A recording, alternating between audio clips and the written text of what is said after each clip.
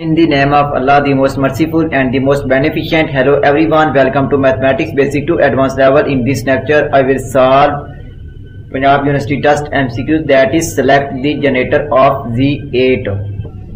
Solution, that is for K belong to Z8 to be a generator of Z8. So GCD K8 is equal to 1, where K prime factors of 8, that is 1, 3, 5, 7, that is prime factors. So there are 4 generators. First, that is 1. So option A is correct, which is the required solution. If you like my lecture, then please subscribe, share, like and press bell icon for latest update on my YouTube channel. Thanks for watching my YouTube lecture. Okay, Allah Hafiz.